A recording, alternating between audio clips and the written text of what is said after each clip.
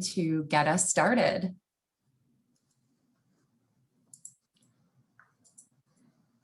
All right. Hi, everyone. Thanks for coming today.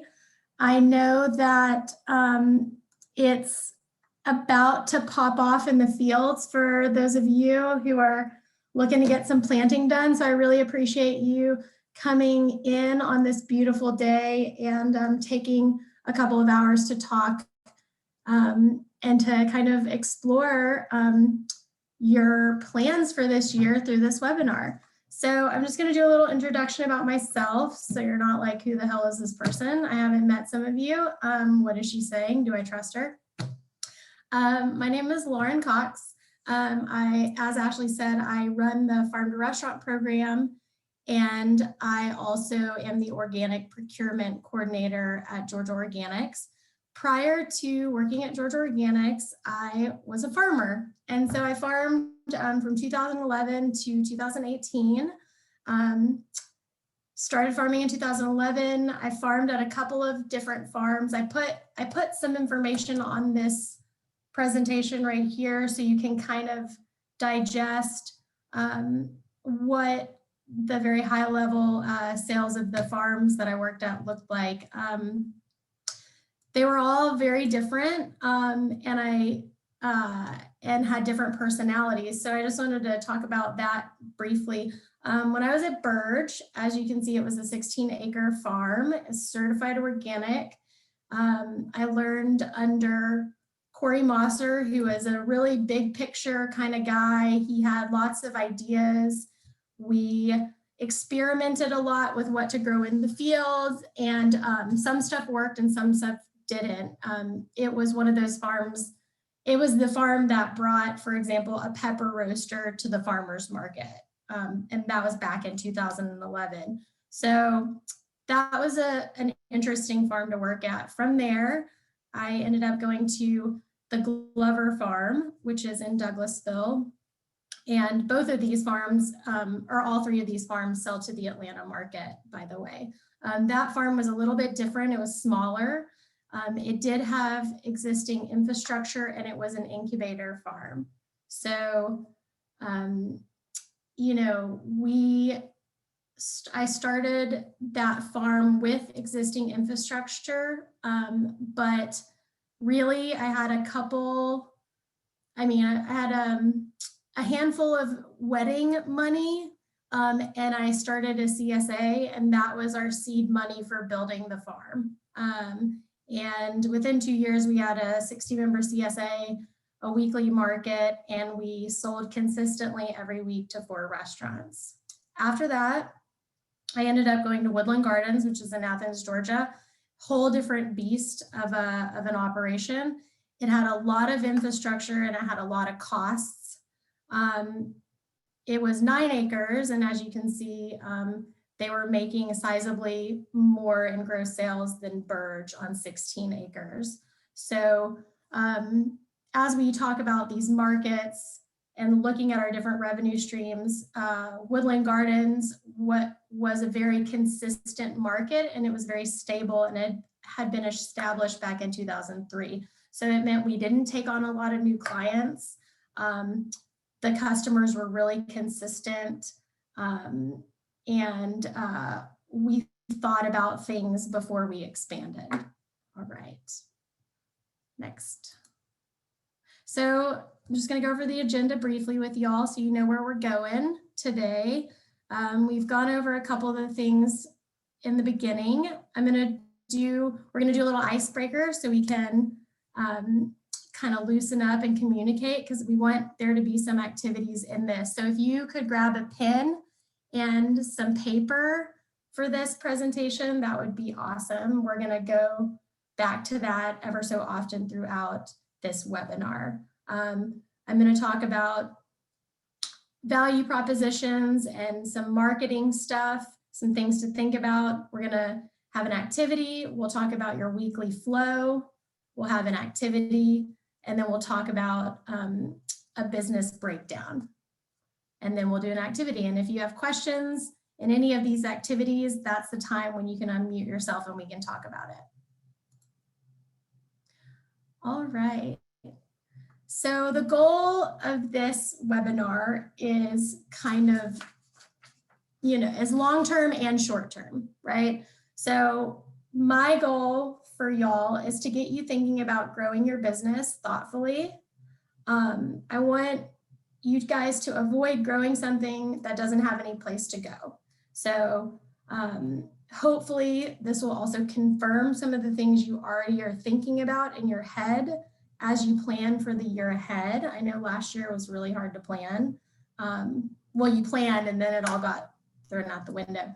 And then I also want you to ask yourself, where you need to revisit some relationships, some plans, and maybe to tighten them up or to shift them or maybe get rid of them.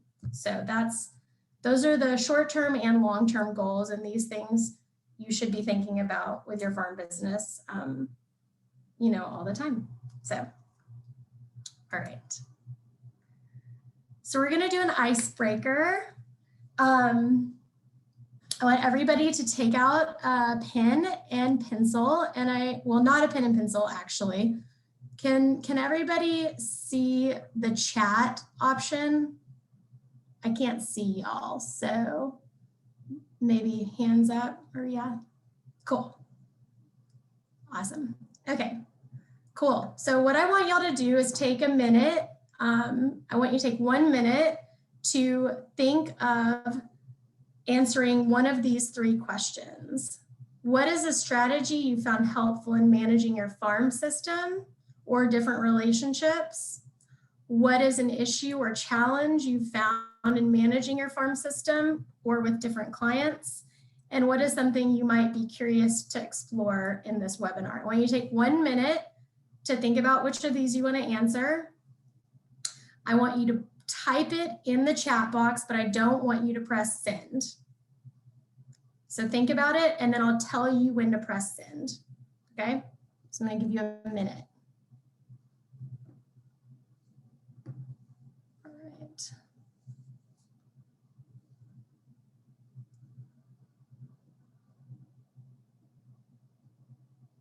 Ashley, should I stop sharing here and then share again afterwards? Okay. Cool.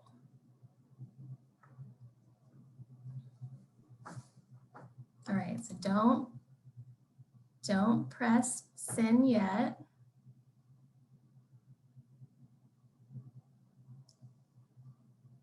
The question is, what is some advice you have for someone about managing different clients? What is something that you've experienced was a little sticky or frustrating? And what are you curious about in this webinar? All right, everybody, a couple more seconds to put it in the chat. All right, okay, everybody press send.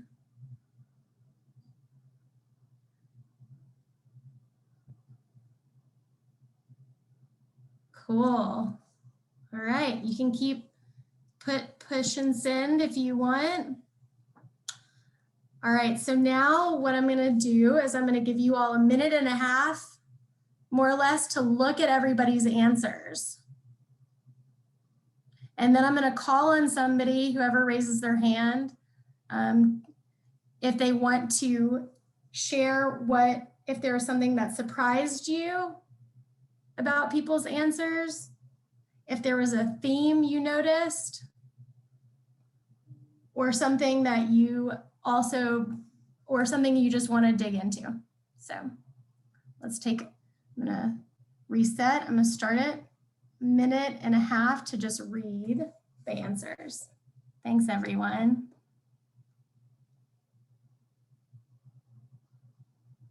Hey, Sydney.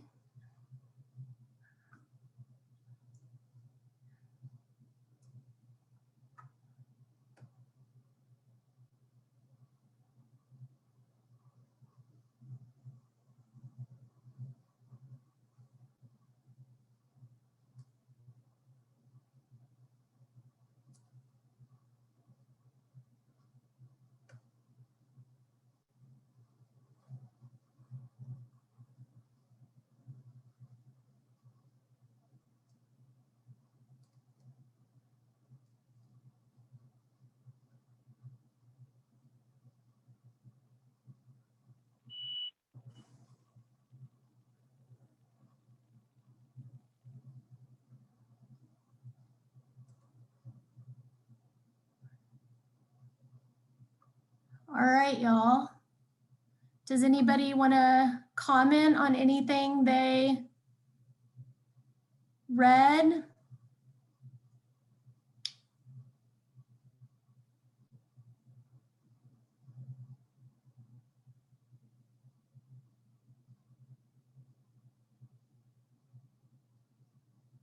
Nobody?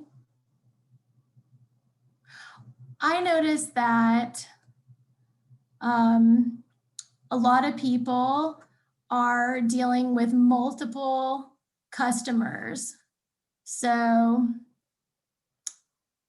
you know, how do you make it work with the market, the CSA, and wholesale? How do you meet the demands of all three of those markets? I also see a scaling up issue. So where to scale up? Awesome. Being honest and open about what you need to make it work. Yeah. And really understanding what it is you need to make it work too. Cool. All right. Well, thank you all. Client expectations. Got it. QuickBooks. All right, cool. Well, thanks everyone. I'm gonna go back to sharing. Hopefully we'll cover some of this stuff. Okay, let me share my screen. Okie dokie. All right. So let's dig in, shall we? As we know, you guys are not just farming, right? You're doing all the things. You're doing your marketing, you're doing your research and development, you're doing your sales, but what is all of that? So for those of y'all who don't know, marketing and sales are two different things. Marketing is the strategic plan for how you are going to sell your product. It is the action that you ask of your clients. So it is the buy this from me because of this. What's in it for me? What will you get from it? In many cases, this is active work on your part. And part of marketing is understanding who your customer base is, okay? I'm gonna get my little thing. Sales, on the other hand, is what you do to get, the sales is the mechanism for which you move your products. So are you farmer to customer, farmer to wholesaler? What is the supply chain? This is what we're talking about. All right, this is an example of all the different players in the supply chain, okay? And all the different ways in which you can participate in the process of food getting to your ultimate client, which is the eater, right? So for each player in the supply chain, you have to think that there could be the same marketing, but very often there is different marketing for these folks, and there are different needs for these folks. So just be aware of that. For each one of these people, you need to make money in the process, okay? So whether you sell to the wholesaler, whether you sell to the retailer, to the restaurant, or to the eater, whatever you sell, you need to make money to that person. All right. So this slide, I can't take credit for it. This slide is Ellen Polishuk's slide. We co-presented on this topic at the conference last year, and I just love the idea of this. So when we think about our farm system and we think about the ultimate client, or whoever client it, like whatever client it may be, we think about what we offer is a basket of goods and services, okay? So really, services, there will always be some type of service to get to your client. right? You either have to wash it, unless you have a U-pick. So that's the one time that I think that there's like a slight difference. But even then you might have to offer packaging. So those are things, the services are processing, packaging, delivery. There could be even more service depending on who your customer is, whether it's a processor, a wholesaler, or many of you do the farmers markets. So that would take more packaging, for example, because you would have to put everything in single serving, you know, half a pound bags, for example, if it was like, you know, braising mustard mix or something like that, versus a wholesaler where you would, you know, box up 10 pounds and move it that way. The goods, on the other hand, are what you're growing or what you're raising or what you're preparing if you're doing value added stuff. So this is meat, vegetables, fruit. Yeah, it could go, you know, value added, dried, anything like that. And again, you do have to make money in every step of the process. Okay. So in addition to selling your basket of goods, the things you grow or, you know, raise, as well as all of the services that you provide, you're also selling a value statement. You're selling your farm, and you're selling an idea. And that idea can be overarching.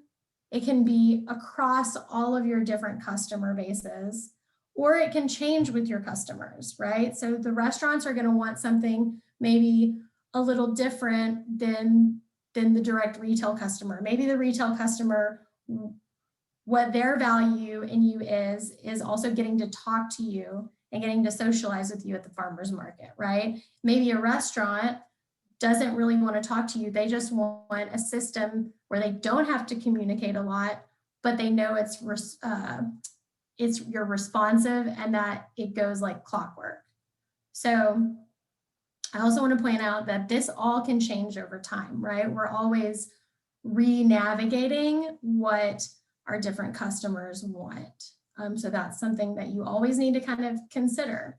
And this value statement or this value proposition is different. It's different from what your inward value statement is, right? So this is different. We're not talking about whether or not you see the value in going wholesale. We're talking about what, once you decide you want to go wholesale, what you are offering up to the customer, who is that wholesale client. And again, it always needs to work for you too. So here's an example of a value proposition. It's not so much a value statement, but it's something that you can see, you can deduce by the words that are being presented. This is a screenshot I took of the Woodland Gardens website. And so I just looked on it yesterday and I saw you know, these are the things that kind of like shot out to me. Certified organic, year-round production, quality, efficiency, skilled, organized, experienced. You know, our farm family are a diverse group of skilled and experienced professionals. That's an interesting use of words for a farm, you know? So I think these are the things that you choose to highlight. They're neither good or bad unless you don't see it doing what it needs to do, which is communicate a value proposition to your customers, okay? And then you also have to think about all the things that you do need to represent that value proposition and what you're saying, okay? And that's where you get the trust. So kind of bringing this full circle, you have the customer, you have your value statement, and you have your basket of goods and services. This is going to constantly change to match your customer and your needs over time. If this basket of goods and services doesn't make you money, don't do it. You might need to change your value statement if that's the case, right? And then there's always a ceiling, or not a ceiling, a spectrum of what you can do within that value statement and how it affects the price of your basket and goods and services. So the higher value statement and the more spot on and true to that value statement and the more honed in on that value statement you have with your customers, the higher you can ask pricing wise. All right, that little thing is kind of giving me a headache. Okay. All right, so how do we know, what the hoo-ha we're supposed to do? We need to get a feedback loop. So because these things are constantly changing, I mean, they are changing literally throughout the season. They are changing year to year, and they're changing for you too, year to year, right? So we need a feedback loop. And the feedback loop comes in a couple of different forms. You could do a CSA survey. You could ask your CSA customers when they pick up, like, what are your thoughts about this? I'm going to show you an example of a CSA survey coming up, which is really helpful for a farm to understand why their customers were loyal to them in this program. Farmers market, you can also do surveys. I would recommend when you go to the farmers market, if you're not doing this, to understand how many items you brought to market and how many you came home with. And I know that sounds really obvious to some people, but a lot of people don't do it. How quickly stuff moves, right? So also when you're at the market, how fast is stuff moving off the shelf? What if you took 30 of something one week? Could you take 60 of something the next week, and would all of it sell? Well, then you know there's a market for it and people want that. That's a way to value. It's like it's not verbal communication, but you're getting information from observing how fast stuff goes, right? And then with restaurants and wholesale, you really have to just talk to your restaurant chefs.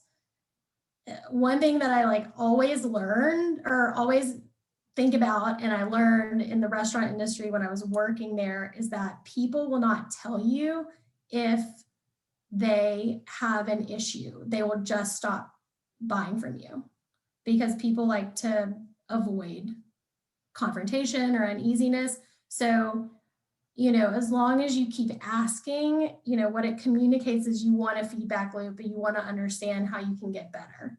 And you need to be prepared to hear whatever they say. So, all right. This is an example of a survey that was given to a CSA, and they had to say what was important for them about the CSA share, and you'll see, some of the, you really want to hit people at all these different points, ideally, right? You want to have multiple values. Every value you add on for the customer gives you a little more resiliency when competition comes along, okay? And nowadays they have all these easy things they have SurveyMonkey, which you can get a basic one that's for free, and you could ask your customers to do that. They have Google Documents. You can link it to your Instagram account. But definitely, once a year, kind of check in. That act in itself also, breeds loyalty with your customers. All right, so I gotta have a reality check. these are some of the things that can happen. We cannot forget, people do not have to buy from us. People really don't. So you got to know that going in. You got to know that sometimes how you grow something or how your story is written, sometimes it doesn't matter. You know, that's just the truth of it. You know, you want to grow smart. You don't want to grow something unless you know where it's going to move, or at least you have like a pretty good idea of where you could move it. And if you can't move it there, you could probably move it somewhere else. And then you want to be adaptable. You want to be willing to explore changing your values or moving towards a channel if the numbers make sense. So while, you know, I really like the idea of, this is just an example, this is not true, but while I really like the idea of doing restaurants, I like the idea of doing the farmers markets, I make more money and I'm more efficient doing wholesale because I get to stay at the farm more often, right? So it's just understanding that you need to be adaptable. And then finally, can you influence these markets? Can you create your market and do you have time? So in the season, if you find that you have a glut of eggplant, are you going to create the next fad of eggplant lovers? I don't know. Probably not. So just think about that when you are planning for stuff. All right. So we're going to do a little activity. I want you to write down a couple of things. I want you to write down who your customers are. So whether they're farmers market, CSA, restaurant, wholesale, schools, churches. I want you to list those folks, not all of them by name, but just like the groups. I want you to write down what your basket of goods are for each of these customers. So not your services, but what maybe let's do like your top three things that you would sell these folks for each of those customers. And then I want you to, you can either write down a handful of words that equal your value statement, or you can create your value statement. And I'm going to give you 4 minutes to do that. And then I'll call on 2 people to share. All right.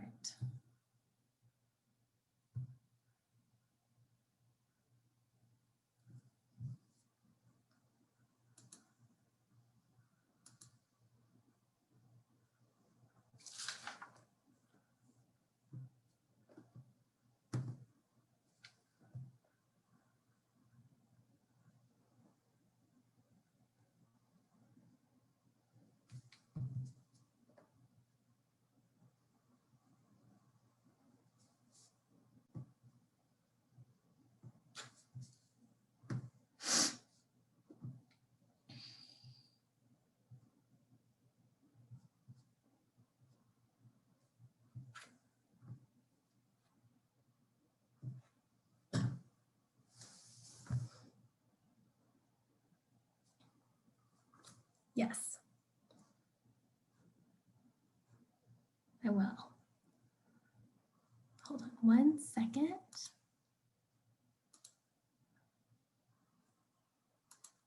Okay, good.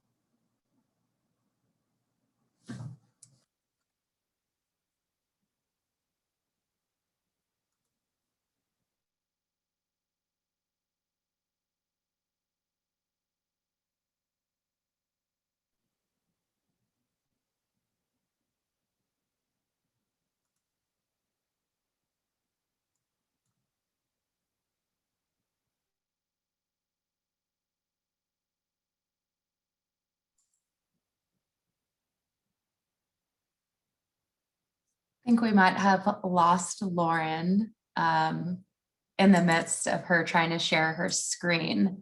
Give me just a second and I'm gonna pull up the presentation and share my screen so y'all can see.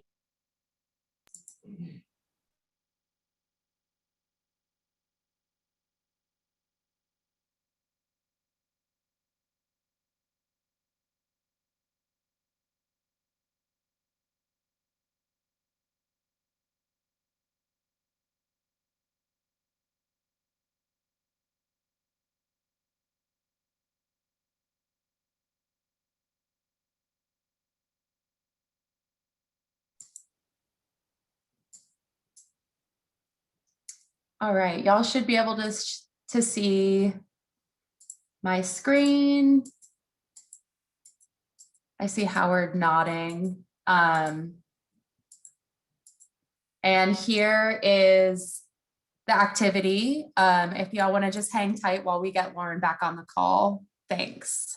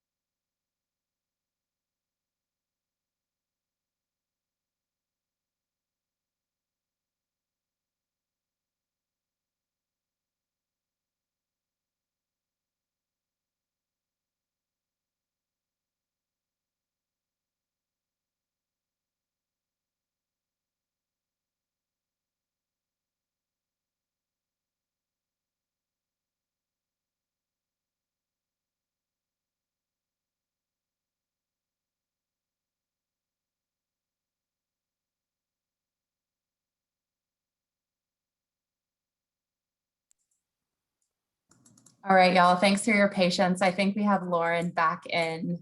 Lauren, I can continue to share my screen if that's helpful. And you could just cue me to flip. Okay, yeah, let's do that. Okay. Cool. That sounds good. All right, we're done with time. Did we have time? Did anybody want to share? I think we have time for maybe one or two quickly. Come on, someone.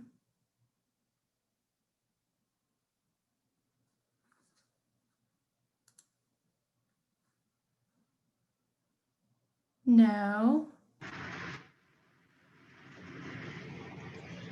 I could be last resort, worst case, but somebody else should probably go.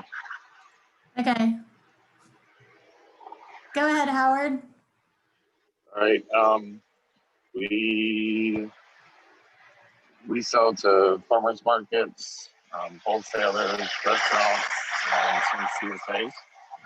So we have a little splash kind of in each of the fields to see which one does better different times of the year.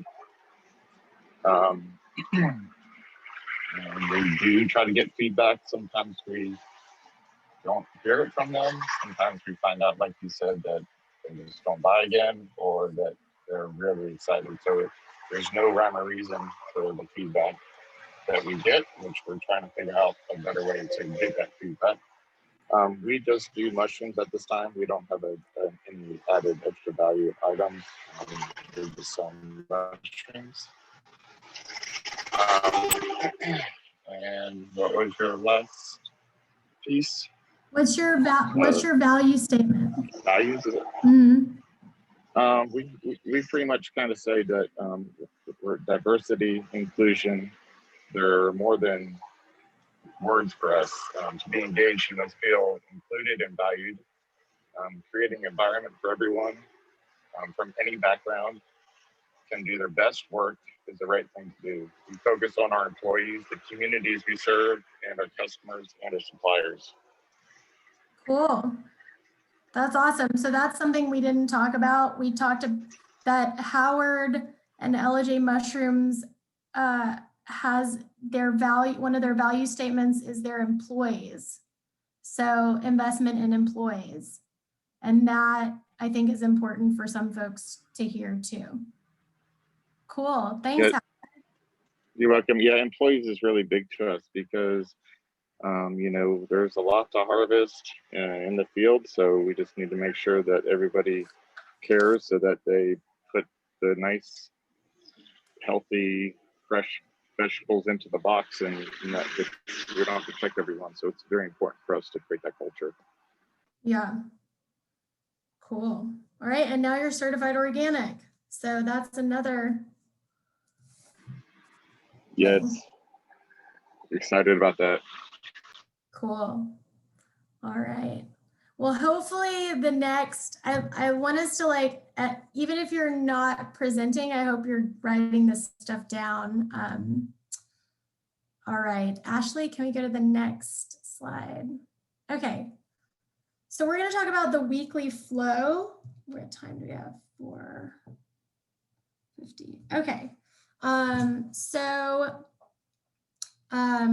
Yeah, so we're just going to talk about what happens every week.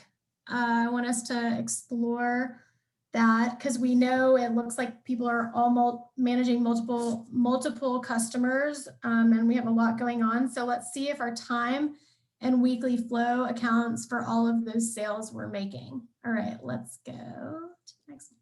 All right, so let's say you're doing the farmer's market. That means that you're probably doing it on a weekend. Let's go to the next slide. Maybe your farm weekly flow looks something like this. Monday, you might have bookkeeping. Tuesday, Wednesday, and Thursday is farm work. Friday is harvest for market. You might also do a little bit of that on a Thursday. You might have a Saturday or Sunday market. And that means if you're doing the farmer's market, depending on the market, you might be going to market and have this schedule spring, summer, and fall. So 3 seasons out of the year. Next slide, please. What about if you have a CSA or a box program? Let's look at that. That also, you know, you have to have kind of the same variety in a way that you would need for the farmer's market. So this is what your farm schedule looked like when you were just doing the farmer's market. Let's go to the next one. Now, this is what it looks like. So could you go back one? We'll go back and forth for a second. All right, so see that? And then we'll go to the next one. Okay, so I just love this thing because this is what happens, right? Your Monday starts getting a little fuller, right? You're like, oh, now I got to do the bookkeeping and I got to harvest for the CSA because Tuesday is the CSA drop. So Tuesday, I'm harvesting also all day for the CSA and dropping. So that means that I don't have 3 days of farm work anymore. I have 2 days of farm work now, right? And I still want my Sunday off. So that's why that's over there. And we don't touch that in theory. But if you have a different flow, you know, it might be a little different. Again, you might have a Sunday market and you're still working spring, summer, and fall, right? Right, next, please. This is something I was thinking about when I was thinking about the commonalities between like a CSA and the farmer's market and how, you know, you have to have the variety. And so it works well because we're trying to think about cross-utilizing, you know, what we're growing. And this applies definitely more to people who have diversified farm businesses. But some of the interesting things I noticed is that CSA folks really liked large melons, for example, because they want as much bang for their buck in their boxes they get every week. Whereas market folks like pocket melons. They don't want to carry around big ass melons, excuse my French. So those are kind of the things that you think about, right? And it doesn't translate across the board. You can't just grow big old melons at the market and necessarily assume they're going to be as wanted or desired because it's a different customer, right? Same with loose leaf lettuce versus head lettuce. Market folks, I've noticed over the years doing markets that they really like head lettuce. And like CSA folks really like loose leaf lettuce. And that was because I had a feedback loop. I asked them. And the reason why it could, so many reasons why, if you're a CSA, you're getting it that day and you're pulling it out and you're putting it in your salad. You're putting it in a bowl and you're making a salad. Whereas market folks, maybe they've got other errands to run that day. Maybe they're going to leave their produce in their car. So these are kind of the things that you have to think about. All right, next. Okay, so let's say you have restaurants. This picture on the right is a picture of someone that works on the line in a kitchen who's coming to pick up at the market. So this is an example of kind of doubling up and having them pick up at the market while you're already there. Sometimes this works, sometimes this doesn't. Sometimes you have to take a whole day and do different runs. Okay, next. So going back to the values, what did we offer? We offered dependability, and I spelled that wrong, but that's okay. We offered really clean produce, consistent supply, practical packaging. That was really something that the chefs really thought was important. And minimal communication with a reliable system. So again, like that was a value.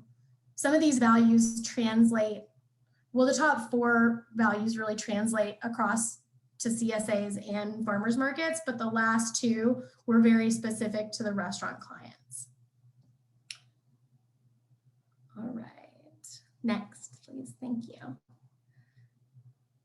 So yeah, so managing different customers. This is just, another thing to think about, like on the left side, you see this picture, these carrots were bunched in the field. And so something that we thought about like efficiency wise was when we're doing a CSA, you're going to get bunched carrots. When you're doing a market, you're going to get bunched carrots.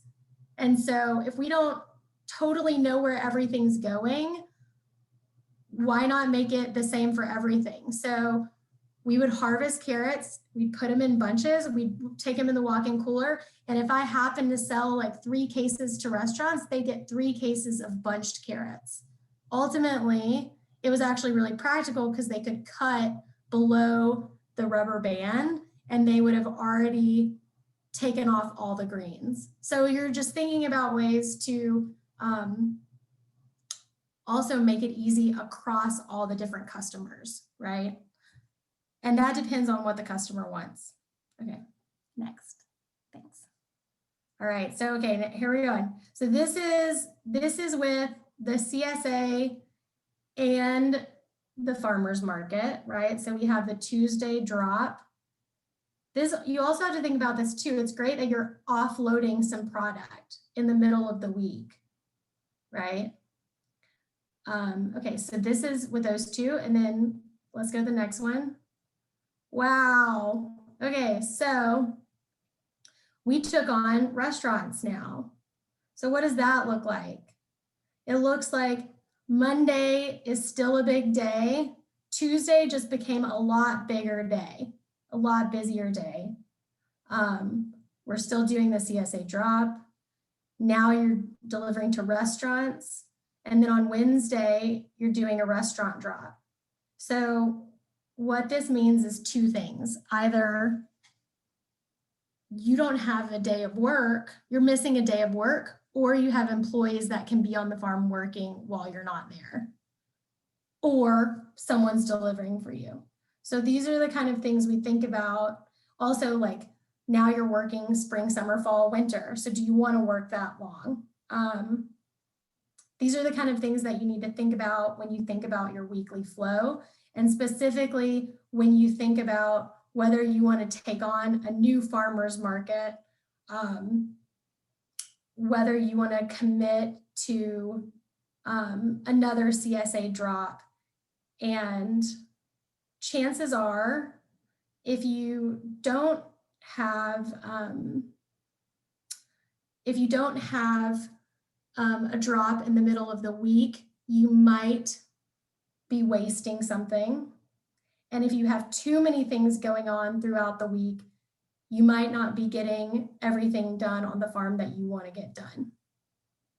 All right, next slide, please. Thank you. All right, okay, so we're gonna take a little break. We're gonna do an activity. Let's see, this weekly flat, it's 4:50. Okay, we're 3 minutes behind. That's not bad. We're just running through it. I would love for everybody to write out your weekly flow. So what do you do on Monday? What is Tuesday, Wednesday, Thursday, Friday, Saturday, Sunday? So we'll take, maybe take like 3 minutes to do that. And I would love for someone to share, like to put their screen up after this and show everyone what their weekly flow is. So if we could have a volunteer to do that, that would be awesome. I'm gonna start the clock now. So I'll just give you a couple of minutes to do that.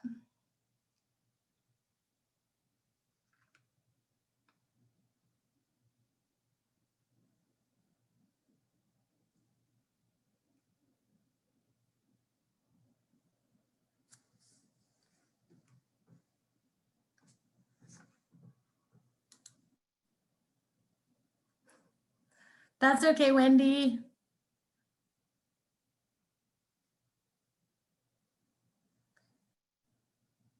Just be thinking about it, you know, maybe create your ideal weekly flow.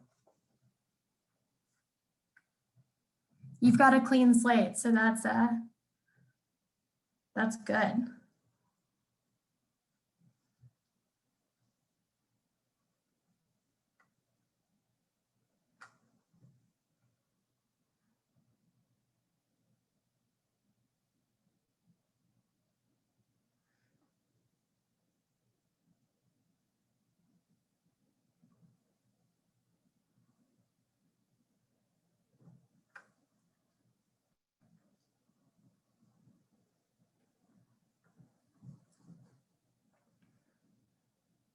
Okay, we've got a little under a minute left.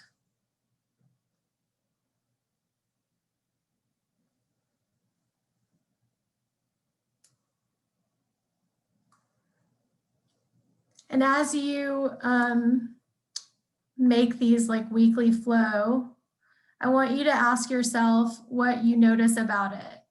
Does it feel well paced?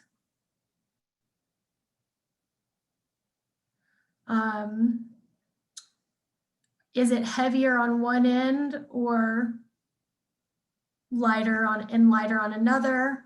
Or could you potentially add another channel? All right. Okay.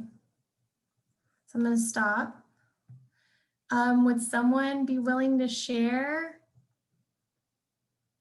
and kind of tell me what you notice about your weekly flow? I'm gonna also stop sharing the screen, so feel free, anybody who wants to share, to turn their camera on and do so. We can share.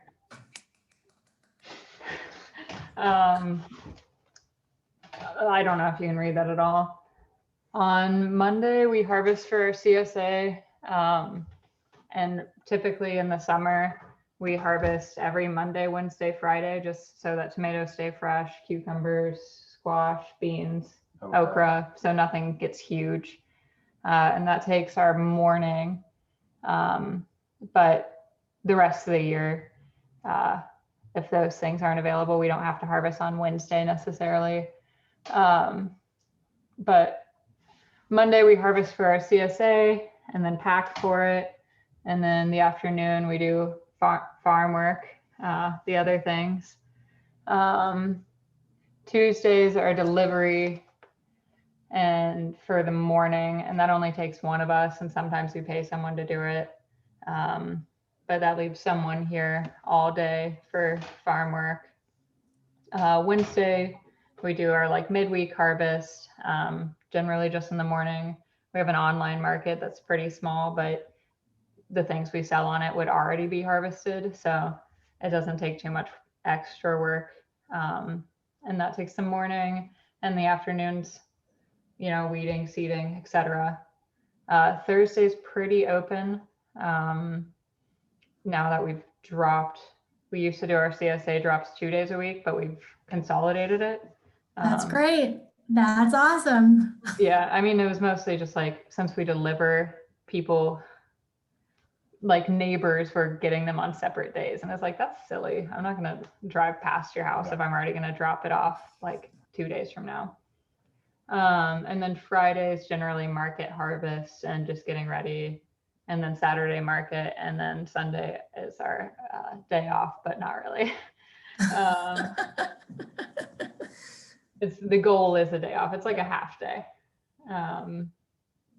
That's awesome, Sydney. So yeah, let me ask you, do you feel like it's a pretty well-paced schedule? And do you feel like if there was kind of if you know what hit the fan for some reason, you would have enough leeway to like react or think about stuff? Or I mean, it depends what day it hit the fan, I feel like.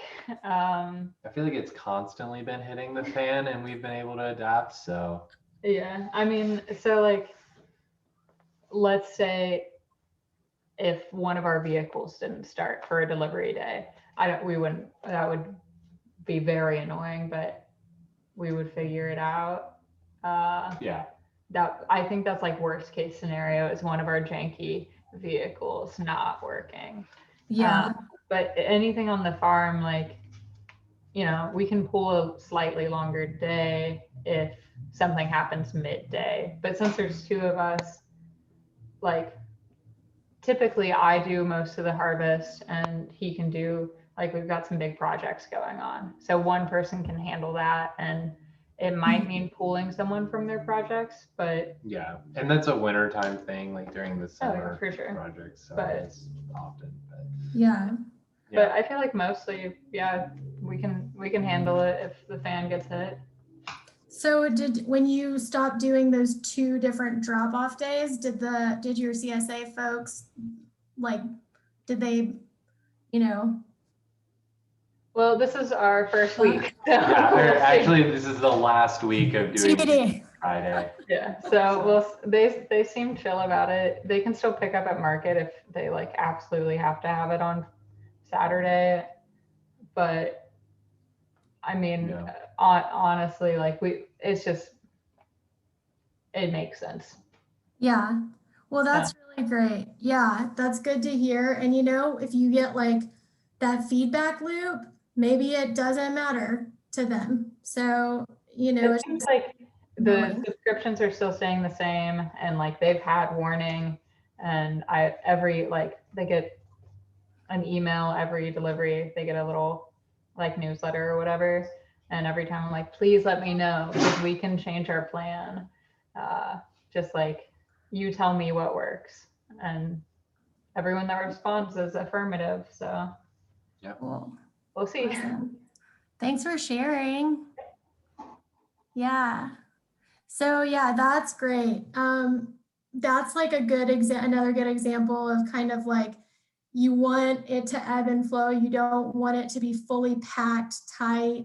And then like what Sydney was saying, you know, where you see things that you're just kind of doing and they don't really make sense, like where can you pull those things back in and give you a little more room to do some other stuff? So, and does it really matter?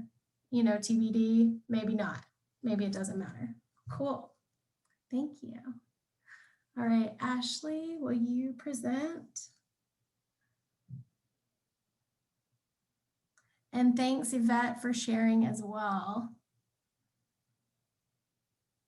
All right, so we're in the home stretch. And also, like, my brain works in like in a weird way, or I mean, it may not work in the way that your brain works. So this is just kind of like how I was conceptualizing space, space on the farm, space in sales, and what that looks like. So we're going to bring it all together. We're going to talk about record keeping, our favorite thing to do, not really, but we have to, patterns and pies. All right, thanks. All right, so for all of these things, you know, we want to be asking ourselves these questions. What different revenue streams do we currently have, and are we hitting the mark with these customers?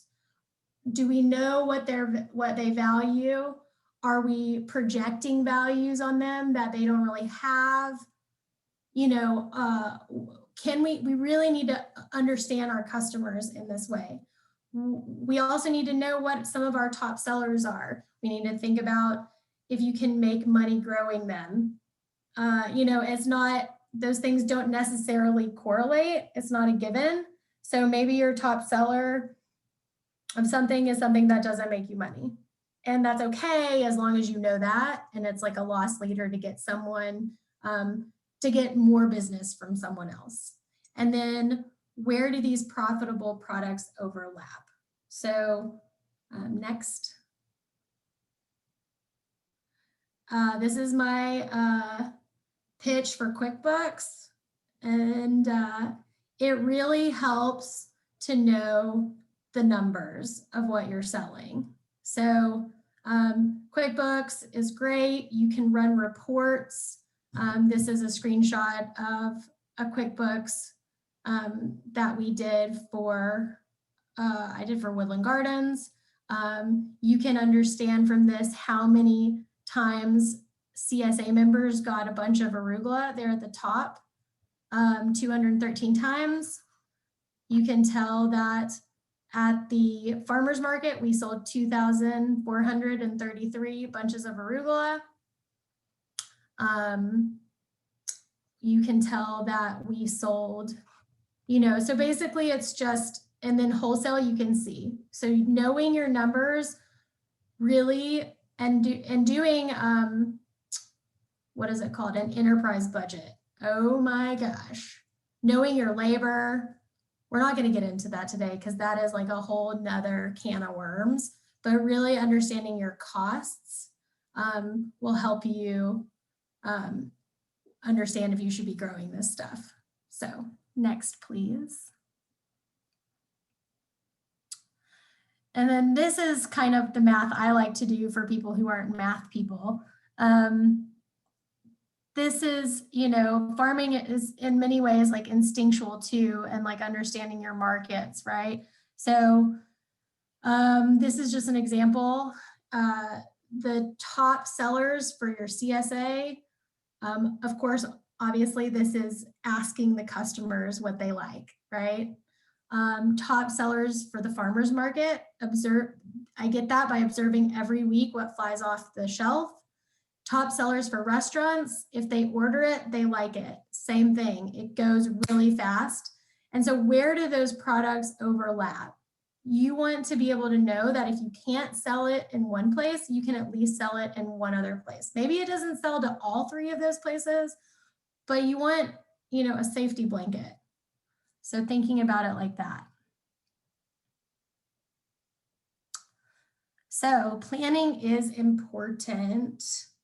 It is kind of like the chicken before the egg, but it's always important if you're planning on scaling up, right? So when you think about your crop rotation for this year, you want to understand, you kind of want to be able to guesstimate if you can move this new thing that you're going to grow, right? Or if you decide you want to increase the amount of arugula or salanova lettuce mix you grow. You want to be somewhat safe and secure that you're going to be able to move that product. I don't really know the right key, like the golden ratio, but I would say like 70% positive that you could move something. I wouldn't go out into a field or anything in any case and like say, I'm going to go all in and I'm going to plant an acre of this thing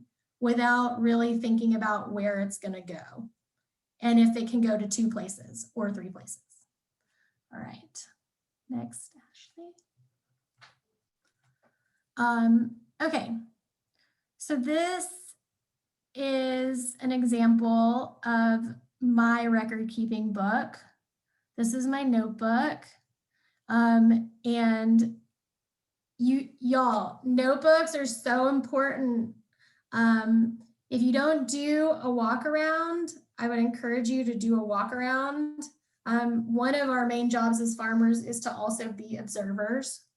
And so when you walk through a field, that's when you're going to write all of those things in this notebook. It also helps you keep track of what you're doing in the week. And if you're creating realistic expectations for yourself of what you can get done. So I say that you don't always get everything done, but at least you know that. And so if you see on the right, also I wanted to say, you got to get good at estimating quantities. So whether you're a livestock producer and you're trying to, estimate how much meat you're going to get from one animal, or you're a veggie producer and you want to walk out into your fields and say, okay, this bed will give me 250 bunches of carrots. You want to get good at that. And that just takes practice. That takes saying, okay, I think I'm going to get this much out of it, going out there and harvesting it and keeping records of it. So this is kind of on the right how I balanced like the different outlets. So when I walked out into the field, I kind of already knew what was going to be in the CSA that week. And then on the right, you see the dollar amount, because generally, the CSA is 25 to whatever dollar amount. So, the boxes are what's in the CSA. And then on the right side is what I'm going to offer to the restaurants. And so sometimes those things overlap. If you're pulling an entire bed, sometimes they don't. Next slide. And then I just wanted to say, yeah, down at the bottom, there's the TGO, that means to go out. So that little section down there is when I walked into the greenhouse and I looked at the trays. So those are the things that need to go out, right? So you're also managing your flow by always having something coming down the line. Include what's going out in the field if you can in that consideration. All right, Ashley, next slide. Okay, so we're gonna talk about building your pie. This is kind of weird and I haven't totally refined it. So if it doesn't make any sense to you, I'm so sorry. But in my mind, when you think about your farm, you think about the space that you're allotting to different crops. And I think that this kind of reminded me of when even at Woodland Gardens, when the client base was consistent, I thought to myself, I'm gonna grow an entire small house of Lizzianthus. And they were the most beautiful Lizzies. And I don't have wholesale flower customers. I just have farmers market and CSA people. And that entire house of Lizzie's just sat there. And so we can get carried away really easily. So I just want to, this is an attempt to think about space, think about the way you allot space, and if it aligns with your customer demand and it makes sense and it makes money. Okay. All right. So don't look at the love connection thing. We don't have to look at that. But when you think about your farm, you think about this is your pie, right? So this is, is your pie a big pie? Is it a small pie? And then how many slices does it have? Do you only grow 3 things? Do you, Howard, you have mushrooms, but you have different varieties. So it's not like you're just doing one thing, but you're doing one main thing in different varieties. So it's a little more nuanced for you, for example. Laura, like from Buffalo Berry Creek, you have blueberries, but you also have all of these value-added goods. Those are all different things. So you think about all the different products you have. All right. And then let's go to the next one. Okay. So yeah, and you want to let's do an activity. I don't know if this is going to work. Bear with me. This might not work. I want y'all to draw, a pie, and I want you to, let's go to the next slide. I think it has what it looks like. Yes, okay. So on the left, you see, I want you to draw a pie, and I want it to represent your total sales for your whole farm and what your customer base is. Okay. And then I want you to draw a pie underneath it. Thank you, Ashley. Vanna White, ladies. And then I want you to draw another pie, and I want you to, within reason, obviously, if you have a diversified farm with like 80 vegetables, you don't have to do this, but you're just gonna have lots of little slices of this second pie, right? And then I want you to list all of the things that are not grown for all 3 of your customers. So you see here, for example, on the right, I wrote corn, broccoli, onions, green strawberries, and hot peppers. Because the restaurants will take hot peppers, but I don't really, and when I say grow for your customers, it means these things move well with your customers. Your customers want these things and moves well. Okay, so we're just gonna take like 5 minutes to do that. And if you need us to toggle back and forth, you can just chat it.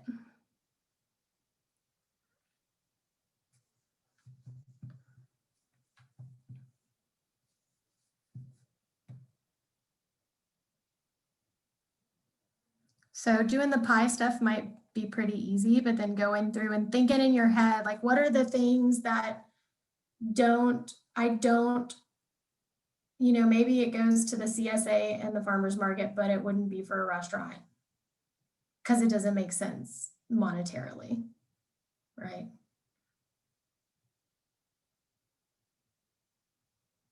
I think like broccoli and corn is a good example, just off the top of my head, but maybe you have other things.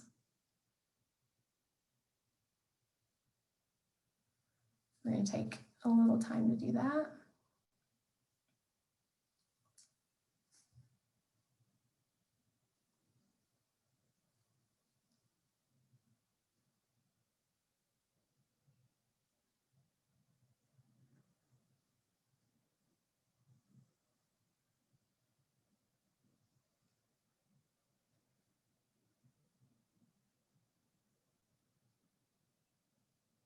Bye, Howard.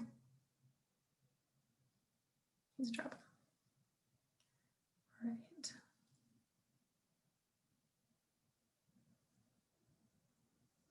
right. Okay. All right, so now I want you to ask yourself, maybe go to the next. Could you go to the next? I had all my things. Are there other things that you could use this farm space for with these things that don't go towards all of your different customers? Are there other things you could use that farm space for? Or are there other things you could sell to the same customer instead that are also sold to other markets? Or do you want to grow that so that you can give them this thing once or twice a year so that they get it if they value it, but you don't want to allocate too much space to it?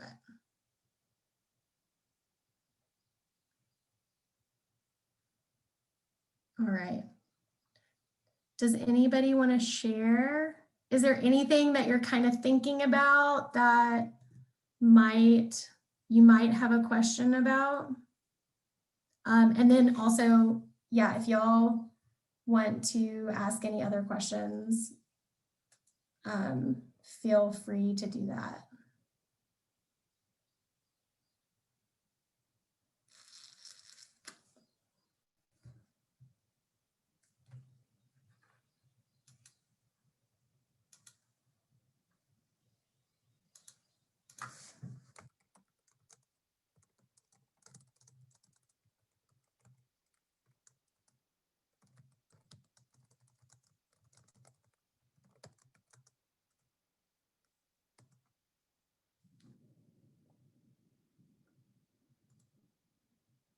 Hey, Jessica,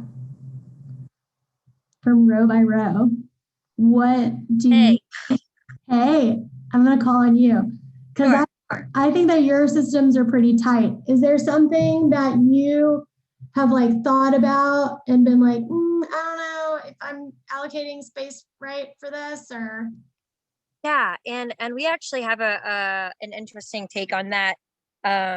So certain things, so on what I wrote down, I actually wrote, instead of what I'm just bringing to market and not selling to, say, Fresh Harvest or whoever else our outlets are, I wrote what I'm just selling to them, because they don't make up a huge component of what we do. Most of our sales go to the farmers market, so I don't know all of those numbers exactly, but it's mostly farmers market. It makes up 75 to 80% of our sales. And then we do Fresh Harvest, More Farms and Friends, that's MFF. And then we do a local kind of small CSA. And then the other with all of those slices are all of the things we grow, because we grow way too many things. So for us, it's what do we just do for Fresh Harvest and More Farms and Friends? We grow a ton of microgreens, a ton of lettuce, kale, fennel, and those are things, turnips that are easy to grow and bunch and get out of the field really fast for us. And so the only thing that's rough on any of that is the packaging for micros. It's a ton of, we're going through anywhere from 600 to 700 units of micros a week, which is, yeah, ridiculous. So as far as like what we grow that we only do for market, we talked a lot about the broccoli, the cabbage, the winter squash, all of that sort of stuff, but it's all things that bring us joy. And that's one component that we have to think about a lot, is it's not always fun being out here. And so it's thinking about what we grow, what we like to harvest, what we like to look at. And broccoli brings me way too much joy. It's ridiculous. It's nice to have melons, but it only goes to one revenue stream. But that revenue stream is most of our sales anyways. Yeah, so that's really interesting too. Exactly. And yeah, thanks for saying that. I do think that, like, I 100% agree with you. Like the work that y'all do is so laborious and and physically taxing. You're fighting the elements, all of these things. So you also want to grow things that you want to eat or that make you happy. Yeah. And yeah, I don't know if you should become like a broccoli farmer, but it looks like, because the majority of your sales come from the farmer's market, and because all of these quick crops are running through Fresh Harvest and More Farms and Friends, it offsets the cost exactly of the broccoli. And so it justifies the space, your joy justifies the space, and you're moving all of the product too. You're not, you're not growing it and then you don't have anywhere to grow it or to move it. Yeah. So yeah, thank you. Of course. That's awesome. Anybody else? Can you talk a little bit about planning what to grow with a specific restaurant? And let me see, restaurant and how to go about that situation in order to ensure you have a place for that super niche product to go once you have, let's say, 3 200-foot beds of shiso. Yeah. So that, yes, Kayla. I would not necessarily grow. I would start small. So I would start small and I would give something, you know, if you have something in spring and fall, you kind of have the benefit of 2 seasons in a year to kind of experiment with what the market demand will be for something. I think that with restaurants, you know, I think you have to be really careful and cautious when you hear them say they'll take whatever you have, because that's just not true. And I think that there's a ceiling for every customer. There's a ceiling for every customer and what you can move.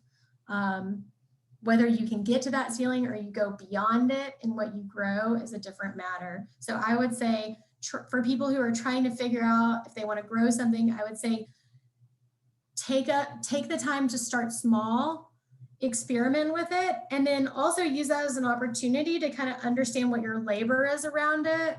So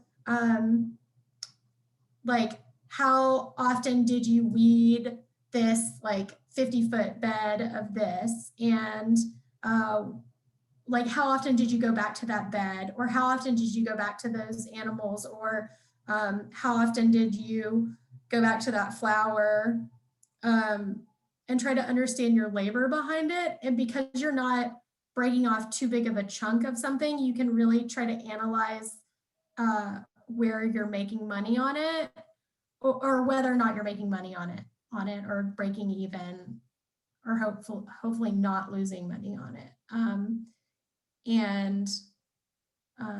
Again, you need to have like multiple places to move something. So if I grew shiso for a chef, I would need 4 or 5 chefs to want that for me to grow it for them, because I know that I probably couldn't sell a lot of it at the farmer's market, and I could probably only put it in my CSA like a handful of times. And so I just wouldn't allot that much space to it until you build the market for it. And that's part of it, is you might need to build a market for something. All right.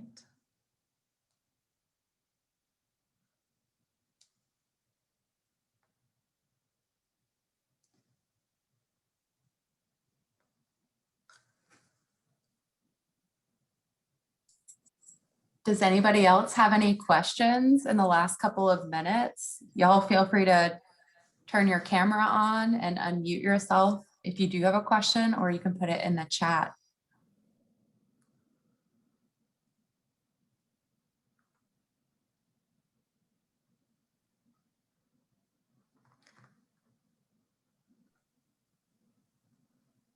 I've got a question.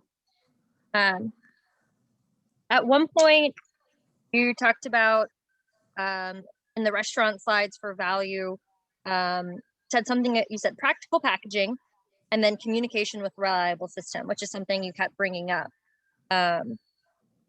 What is practical packaging? Like, I know you talked about the carrots and the bunching and keeping that across all of your streams, doing the same size bunches, which is something my brain can't get behind for some reason. But I'll get there. And then what is a reliable system for communication? Email, text, all of it, whatever they want? Yeah, you can train them. Good. I like training. You can train them. Yeah. You know, if you, I wouldn't, I wouldn't let them know if we didn't have something. But I also, on the other end, wouldn't offer something that I knew we didn't have. So, but in the rare times that there was kind of like a blurb and someone was doing like an event or something, and because, you know, I send it out every week to people, so then you start understanding what their ordering habits are, right? You know, in the case of like a one-off thing, then you kind of like don't know, it could come. But if they're consistently ordering from you, you have a knowledge of like what their ordering habit is, and then you know what to offer. So I think when you go in like with a new season item, for example, like strawberries or leeks or something that you don't know how fast they'll move, like limit the amount of people you offer them to first, the ones that you prioritize and you want to work with.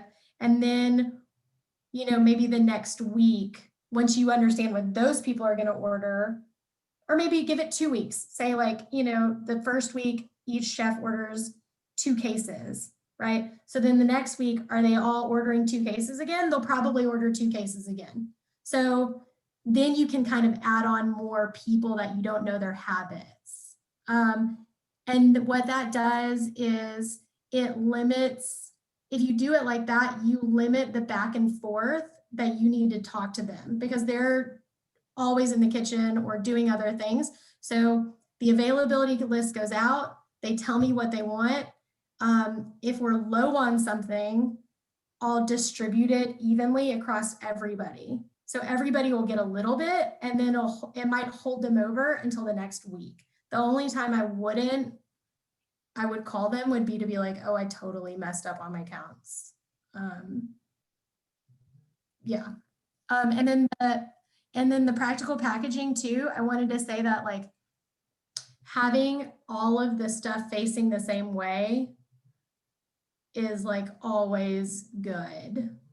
And always have things that can like, I feel like you guys do this, but always have things in a container that you can leave so that they don't have to like unload you right then.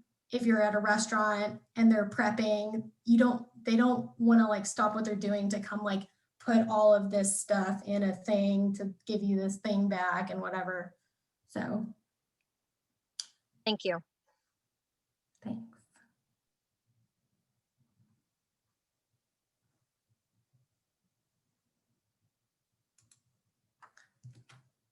All right.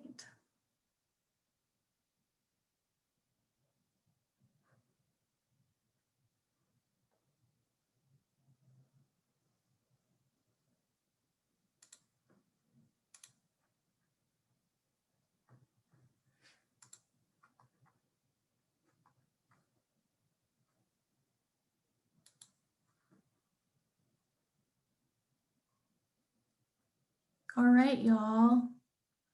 Well, thank you so much for sitting in on this webinar. Ashley, I'll pass the torch to you. All right, y'all, we're gonna go ahead and close it out. It is just about 5:30. So I'm gonna go ahead and hit the stop recording button.